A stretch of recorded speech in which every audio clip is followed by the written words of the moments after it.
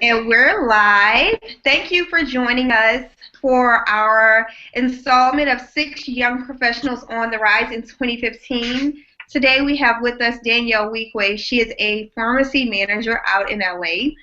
Danny, thank you so much for being with us tonight. Thank you for having me. I'm super excited. Most of you know that the people that I feature on my blog, as well as the Six Young Professionals on the Rise, I have some type of personal relationship with. So, Danny and I go all the way back to high school, and I think at one point we were in several classes together, maybe a homeroom or something like that. So our history goes way back before college days, and I'm so proud of her. And as you learn her story, you'll understand why I selected her as one of the six young professionals on the rise in 2015. So if you have any questions throughout our interview, you can ask in the Q&A section via Google Hangout, or you can tweet using the hashtag NTCJ. That's short for Navigating the Career Jungle, and I'll ask Danny your questions. So, Danny, let's jump right into it. Can you tell me about your earliest career inspiration? My earliest career inspiration, let's see. It would have been, there's like two or three inspirations, really. Okay. Like in middle school, they made us choose what career path we wanted to go down. And so I chose pediatrician, or that was it. It was just a nurse pediatrician. Then in ninth grade, we had the allied health program, and we had to choose then, and we did a presentation board and I chose pharmacy, and then I delved into it more when I had family members, friends that were pharmacists, and they were living nice, and I was like, okay, and it has math and science, and so I like that too, and I didn't want to touch people. So that's how I figured how to get in the healthcare field but not touch people. So that's why. Okay, so just explain to us briefly for the people who don't know what the Allied Health Program is. And for those of you who are unfamiliar with my background and Danny's background, we went to Slidell High School, which is a city right outside of New Orleans, Louisiana. So tell us about Allied Health. Yeah, the Allied Health Academy, Slidell High had several academies where they had a judicial, they had cooking, they had allied health, they had communications, an array of things to get you prepared for life after high school. So through the Allied Health Academy, you could explore different health careers and things of that nature, and then they will give you the foundation you needed to go pursue something in one of those careers. At the time, they only offered certified nursing assistant, so I got that. But then the year after we left, they had pharmacy technician. I was like, oh, man. But nonetheless, I went to a hospital, and I did a pharmacy rotation at Slidell Memorial Hospital, and then I did a nursing rotation at local, I can't think of the name of it, like a home people go. I can't think of it right now. Like a nursing home? Nursing home. Yeah, that's it. Okay. Very cool. So tell us what from that experience led you to select your college. What led me to select Xavier University was I didn't want to leave Louisiana. Well, more so my parents didn't want me to leave Louisiana. So Xavier's #1 for African Americans, and I just had to be at the best school for placing me for pharmacy and other medical careers. So Xavier was it. And then I did summer programs at Xavier when I was a child. I did the Math Star, Chem Star, Bio Star programs, which set the template for me to go to Xavier through Lanier O'Neill's mom, Miss Jackie. She set that up, and ever since then I've been a Xavierite. All right, so once you get to Xavier, what was your college experience like? My college experience was more so just fundamentally based, like get the prereqs done so I could get in pharmacy school, so I could get out of pharmacy school and live my life. Like I had school. My dad was like the clubs and all of that will be there when you graduate, which they are, and he said the same people in the club will be there, which they are. So I had to keep trekking on. So were there any challenges as you were an undergraduate student as a pre-pharmacy major that you experienced? And if so, how did you overcome those challenges? The challenges would be basically feeling like my grades weren't good enough. You know, like my GPA wasn't the highest, but I had the passion. What was my GPA? Yeah. Probably a 3.1 or 3.2. Okay. So it wasn't the highest of GPAs. And so with that being said, it's like, dang, that was one thing that I felt, but then that wasn't what it was all about either. It was about your personality and if you really were passionate about this career. Because I've had several shortcomings throughout pharmacy school, which should have made me want to quit. but I kept going, and I encourage anyone to keep going because I'm happy now, successful, and I don't know what I would have done if I would have quit, you know? So take us to a moment when you felt like you wanted to quit, the exact moment and how you overcame that moment. The moment I wanted to quit was when I failed several classes in pharmacy school. I failed 2 classes post-Katrina when we went to school 18 months straight. And so with that being said, like, it was the pressure of the school and then the pressure of being back post-Katrina and things of that nature where your head, well, for me, my head wasn't really there. And so with that being said, it's like it's a stigma placed upon you when you don't pass and things like that. And I was just really beating myself up about it. But at the end of the day, I knew that I had the passion and I knew that this is something I really wanted to do and focus, and here I am. All right, great. So post-Katrina college experience, I know exactly what that was like. Did you have any mentors that guided you along the way? For post-Katrina? Yeah. Basically, I just had people who came back. Like, there's a few teachers and things like that that I leaned on, or that would give me motivation, or that would be like, just go to summer school and get the classes and you'll be fine. So that's what I did. But in hindsight, it's kind of still like you come in with these people and you leave with them. That's the precedent, especially at a small school. But I finished 1 year later and we're all still pharmacists, so it's worked out fine. So throughout your career, have there been any mentors that have been inspirational in helping you get to where you are right now? Not necessarily collegiate, because there's one, Conchetta Fulton. She was a really good mentor for me. Then there was a couple of other people at the university that I really can't recall right now. I don't even think they're still there anymore. Well, what about outside of the collegiate experience? Have you? Yeah. Okay. There's several people outside of the collegiate experience. One member is Jackie Hall. She sits on the board of pharmacy for the state of Louisiana. Then there's another person, Ruben. He's the secretary for the board. Then my previous pharmacy manager, which was, can't think of his name right now, but he's on the Pontchartrain Gauze store in Slidell, Mike. He was very influential as well. And then there's a board of pharmacy president in Tennessee who was very influential, Reggie Dillard, for me. Like, I can still call all these people today and get a reference because of the impression that I made and the relationship that we built. So that's important as well. Take us to how you started any of those mentorships. So just pick one. Let's say Reggie, for instance. How did you start your relationship with him, and how did you solidify that mentorship relationship? Well, what happened was I just floated through his store a few times. And then after that, like, we just got really cool. Like, we laughed and we had fun. And so then I knew he used to sit on the board. And so therefore I would call him with all my law questions and he would always answer, no questions asked. So therefore that's how our relationship developed, because I was just seeking answers, you know? And so he gave me the answers that I needed. Sorry to interrupt you. But I have one question that just popped up on Twitter, and it says, did you ask him specifically to be your mentor, or did it just happen organically? No, it just happened organically. I didn't ask him to be a mentor or anything. Like, right now I could call him and be like, I'm trying to get a job here, blah, blah, blah. Can I put your name down? And he's like, sure. You know, so it's just a natural mentorship. Like, you kind of feel that vibe from people that you could call them whenever. Okay, great. So we have another question, and it says, when you were in pharmacy school, on average, how many hours per week did you have to study? For me, I studied, basically, I tried to be prepared before the class, so I would study the material prior to class, and then when it was leading up to the exam, I would probably study almost every night. But not necessarily night. Let me not tell y'all no story. I prefer mornings. I cannot study at nighttime past midnight. I am asleep. But I will wake up at 4 a.m., 5 a.m. and study till like 10 a.m. I have to study in 4-hour spurts on top of that. Those all-nighters killed me. But I passed, but still those all-nighters are ridiculous. So overall, cumulatively, I would say the studying was like a part-time job. Like at least 20 to 30 hours a week. You had to put in the work to get the results. All right, so what was that study experience like? Were you studying textbooks, or were you studying medical terminology?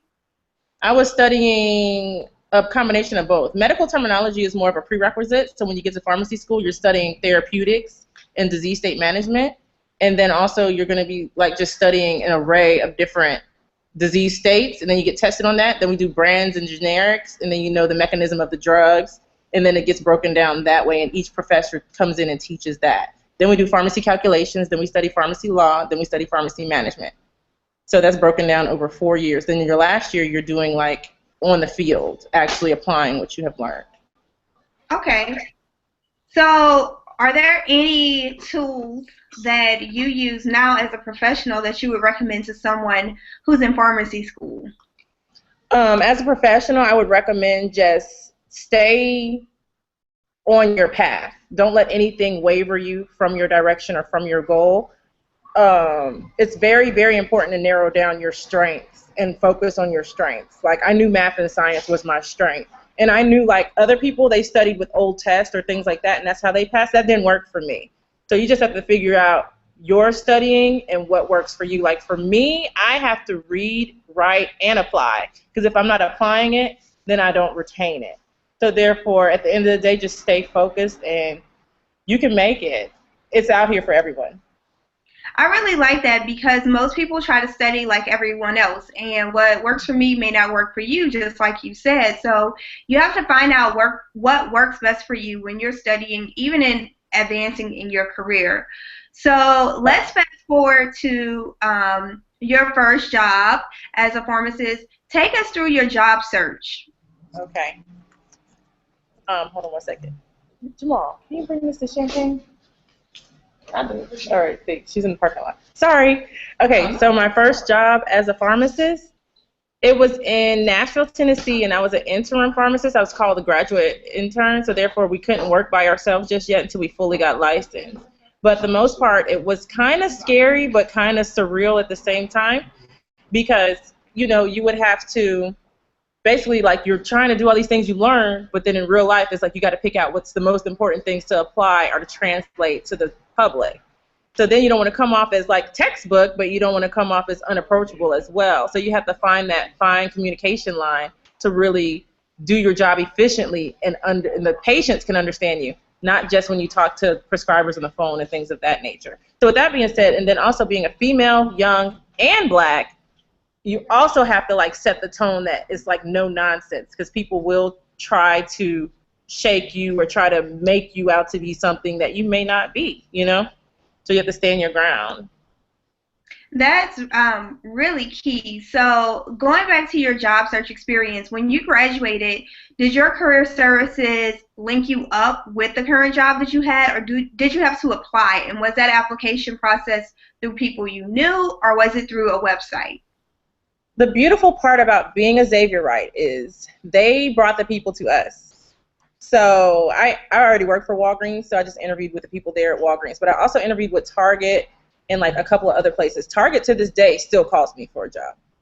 So it's just the school was a very, very fundamental resource for that. And I could even get a job with the VA as well because they had a representative there who we have contacts to because we were Xavierites. They gave us this information if we wanted to get on at the VA or something like that. So it's really about using the resources your school provides you, because that's the main thing. Like, you pay for that as well, so you got to use whatever the university provides. Right, and that's so important when you are selecting a college. And for those of you who've already been through college, it's good to encourage those people who are younger and coming behind you to select a college with a good reputation that has a strong career services department that can link you to the resources that you need so that you can get a great job. And on top of that, if you already have graduated from college and you're looking for your next career, you should go back to your career services and see what they can offer you. With the example of Xavier, Xavier is very well known for pharmacy. So as Danielle mentioned, she wanted to go to the best school. So when you're selecting a college or university, go to the best, because the best will have relationships with the best in the industry. Mm-hmm. So when you interviewed for your job, given that you had already worked for Walgreens when you were in college, what was the interview process like? Like I was someone that didn't work for Walgreens already. Like, they just talked to me like I was a regular person. They didn't care I had years with Walgreens, but they did care about my work ethic. They wanted to know scenario situations, which is going to be applicable to any job that people want to go on. They want to know how you're going to respond under pressure. That's basically it. Are you going to get frazzled? Are you going to be composed? Are you going to remember what to say the right things, or are you going to misrepresent, you know? Right. So, did you have a phone interview first, or was it a face-to-face interview? No, it was face to face with a district manager from Memphis, and they really wanted me to go to Memphis, but I ended up going to Nashville. Okay. So they just have different representatives there on behalf of Walgreens. All right. So let's fast forward. So you're in your job in Nashville. What was your first day on the job like?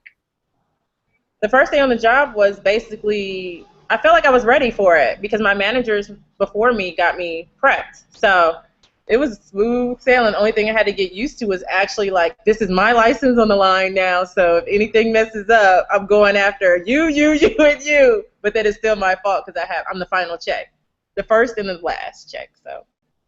Okay. So on your first professional job, what were some of the challenges that you didn't anticipate? Having issues because of my age and because I was in Nashville, which is not a predominantly black area. And so the common thing would happen is, you're the pharmacist? I want to talk to the pharmacist. Well, I'm the one that has on the white coat, so that would be me. You know, is a lot of times I get misconstrued for not being the pharmacist because I was so young. I graduated at like 26. So being young, they already want to talk to the older, non-black man. They respect that person off before they even open up their mouth. So Right. It's like I have to earn my patient's respect because of my youthfulness and my age and the color of my skin, unfortunately, in this era, but it's true. So when you say you had to earn the respect of your patients, walk us through that. Well, basically, it's just like, for instance, they'll be like, oh, no, I don't want to talk to you, I want to talk to her. So then the tech will come to me and be like, such and such wants to know, blah, blah, blah. And I'm like, well, send them to the window. And I'm like, well, what are your symptoms? How can I help you? You know, things like that. And they're like, oh, okay. And so they go get it. And then the next time they're like, oh, thank you. You really helped me, blah, blah, blah. Basically, earning their respect is knowing my material, knowing my knowledge, which is something that, I was about to say, which is something that can't be bought. It can only be learned, you know? Right. So I think that's so important that even after you graduate and you're in the real life experience, it's important to stay on top of your knowledge and also to show your expertise in your craft, both to your customers but also to your colleagues. Mm-hmm. So I know once you shared a story with me of how you had to help a patient out and purchase their medicine because they didn't have it. When it comes to giving back to the community, how important is that for you? Oh, it's extremely important to give back to the community. Like, I have no issues paying for people's medicine if it's less than like $10, or like, you know, doing community events, my craft for free, which is the blood pressure, diabetes screenings, or doing Relay for Life. Whatever it is the company asked me to do, I do it. I just recently did Hollywood Confidential, where I checked blood pressures of patients there at an event that Megan Good, Tashina Arnold, and I can't remember the third part, Brandy, did a panel discussion. And so then there's other events that we do as well where they have just different things for me to use my craft for free, not to be charged for it, those services, to just keep people educated. If people aren't educated, then they won't. If you don't know better, you won't do better. So Right. that's educate my patients. Like the recent store I was at, I vaccinated probably 10 people with a pneumonia shot, to where the supervisor came in there. It's like, we can't believe you did this in an underserved area. This has never been heard of before. The store has been open for 6 years, and no one has done what you've done in this month. It's just that people have to be educated. Education is key. If you know, then you'll feel inclined to be like, oh my God, I have to get this, or I need it, or whatever the case may be. So even if they don't say yes at the time, it's still you educated that person, so they're going to think about it, maybe come back, maybe not, you know? Right. And education is so important, especially in the healthcare field and with Black Americans, and just understanding the different health factors and risk factors and just the preventative care that you can avoid so many things if you take those steps early on. So I appreciate you educating the community and going out and volunteering, because that's something near and dear to my heart as well. So let's jump into what's it like to be a pharmacy manager? Okay, well, as a duties and responsibilities. Oh, geez. Well, basically everything as a pharmacist is my responsibility. And then on top of that, I have to manage my team. So disciplinary, which is not my strong suit, like writing them up and calling them into the office. but I always try to be positive about it and to give them encouragement. Like, I know you won't do this again. This is not your character. This isn't like you, things like that. Because I don't want to ruin the morale. Morale is very important for your staff and your employees. If people feel like they're replaceable, then they'll just start working like they're replaceable. You want them to feel valued and appreciated. So that's why I try to, when I do disciplinary action, it's like, it's okay, well, it's not okay, but, just try to be positive about the good things that they do and be like, please don't let this reoccur because I know this isn't your behavior, Right. That's the only thing different that I have to do, but then I also have regulatory things with the Board of Pharmacy, like my name is on everything, so if anything happens, I get fined, my pharmacist gets fined, and someone else, if anything happens. So it's a huge responsibility, obviously, because what you're dispersing, it helps save people's lives. So how did you get to the role of being a pharmacy manager in just a short amount of time? Well, I could have been one fresh out of school, but I declined, only because I didn't want that responsibility, because it is a lot. But they need pharmacy managers. Nobody wants to do it. And so by being a natural leader from high school to now and things like that, it just came natural to me. And all I had to do was just say I wanted it, and they gave it to me, because that's how few and far between pharmacy managers are. Nobody really wants to be it. It's a hard job, and the pay isn't that much different. So people are all about the money. But if you choose to be a manager, you're not doing it for the money. You're doing it for the experience. So I think that's a great insight. Not everything you do is about the money, and as a woman, we all have to stand up and raise our hand and sign up for those challenging opportunities if we want to advance in our careers. Right. But you hinted to this a little bit earlier. Can you tell me about your leadership philosophy as a manager? I wouldn't ask my technician to do anything that I wouldn't do myself. If they don't see me doing it, then why would they do it? If I'm on my cell phone texting, Instagramming, and they doing it, I can't yell at them because I'm doing it too. So you set the tone for leadership right there. If I don't give good customer service, why would I ask them to give good customer service? I like that. Lead by example. That's an excellent philosophy that can be applied to any industry at any stage of your career. So as we wrap up, I also wanted to ask you, can you give us some tips? As you are a manager, what do you look for when you interview staff? When I interview someone? Yes. I look for their eagerness and their passion. And then also I throw them back there too and say, let me see what you can do. And I give them a quiz on drug, brand name, generic, things like that, because I don't have time to answer simple questions like that. Like, that's stuff that you should know if you're coming in for a job. So it's instantly orientation. Get back there, fill something, let me see. That's the only way I know. People can say anything they want. Oh, I'm a great this, I'm a great that, let me see it. So I like that. Just throw them in and see what they can do, and if they can back what they say they can do. Right. So can you give us an example of someone who you didn't hire and why? Without using their name, of course. Oh, yeah, of course. Someone called, and he was like, oh, I want to come down for a job, blah, blah, blah. I said, yeah, come Monday, that's fine. But the person who came wasn't the person who was on the phone. So that's the part that I was like, oh, no. Like, on the phone, you sound like real eager, chipper. In person, you're, like, timid and mild, and I can't have that in my pharmacy, especially working in Crenshaw. Like, you have to be strong in Crenshaw. It's a little rough over there, so. Okay, so on the flip side, tell us about someone you interviewed who was dynamic and you hired. Oh, yes. After I gave her the quiz, she was the only person that passed it. And then I put her back there and did the application assessment, and it was great. Like, no issues, nothing, none of that. And she's still here now. So what were the unique qualities about her besides passing the test, the quiz? Well, yeah, she was a quick learner.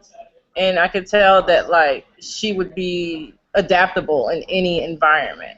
So that's the kind of characteristics I look for, because also I'm all about promoting people too. If you don't want to be promoted, then you might need to choose something else, because I feel like everyone should be able to grow. Like, you can't grow just being a pharmacy tech. Do you want to be a pharmacist, or do you want to go in another field of pharmacy, another field of healthcare? I can help you.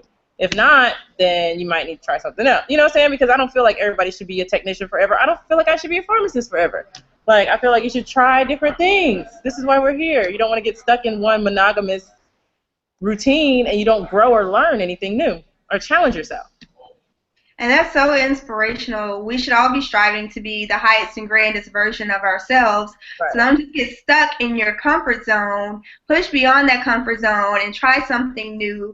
And I think that's one of the reasons that we all should have a mentor, because your mentor can encourage you and maybe see something in you that you don't see and push you towards that.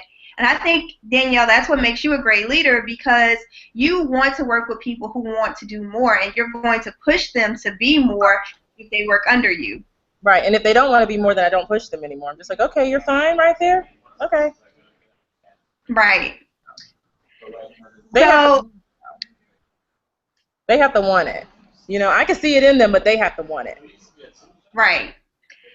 So are there any books that you would recommend for someone who wants to be in the medical profession, whether pharmacy or another area?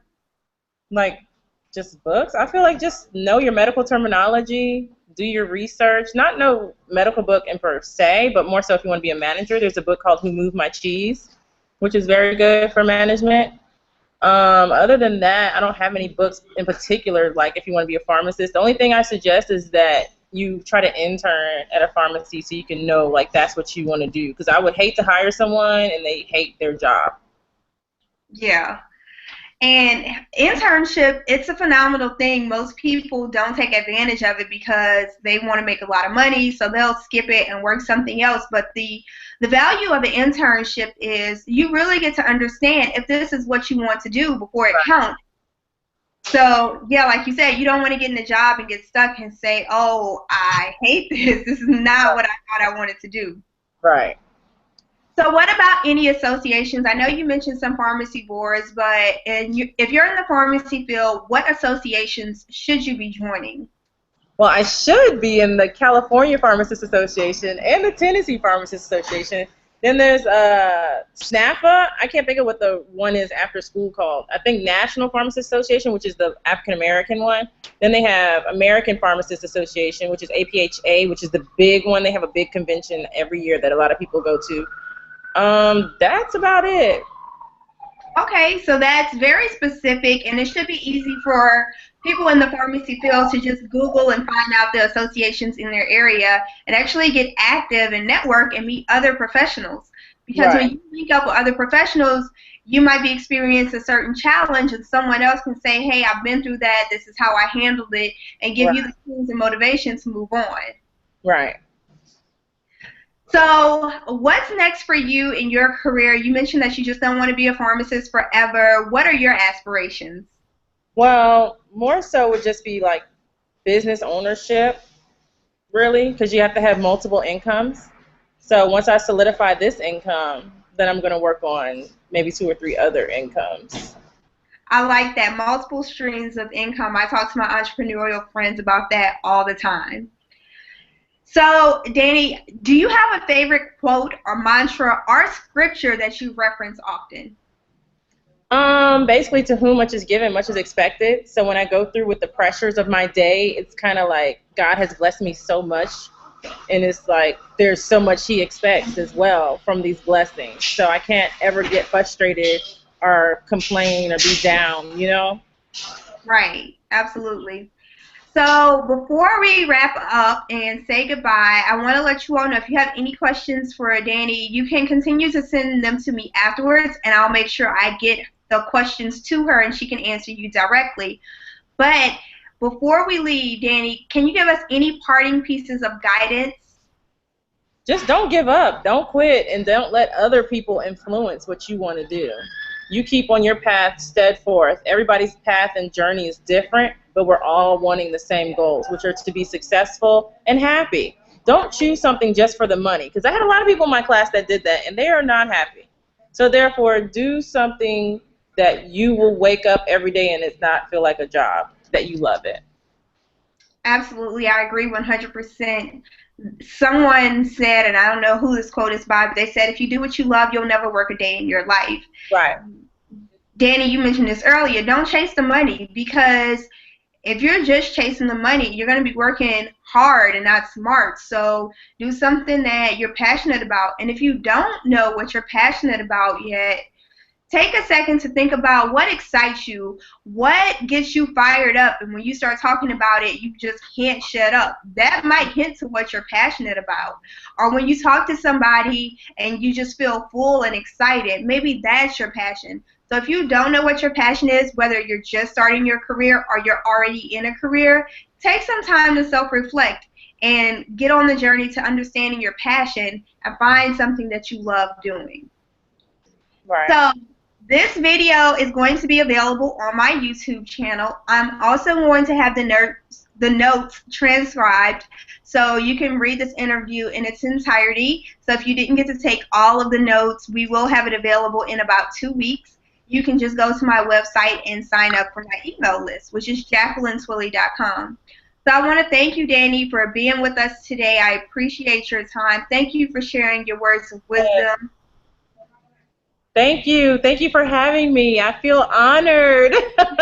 It's such a pleasure, and you were so inspirational. I've taken notes here, and there's some gems that I can definitely check out. And I'm definitely going back to read Who Moved My Cheese. Yes, Who Moved My Cheese? Yes. It's like 4 o'clock out here. Well, it's not 5, so I know it's late out there. Yeah, it's almost 8 here on the East Coast, so I'm going to let people get to whatever TV shows that they watch on Sunday night, and you all can join me tomorrow night for a special career strategy session where I talk about the fundamentals of business networking. So yeah. I can't wait to see you all for that. The link is on my Google Hangout page. So I'll see you tomorrow.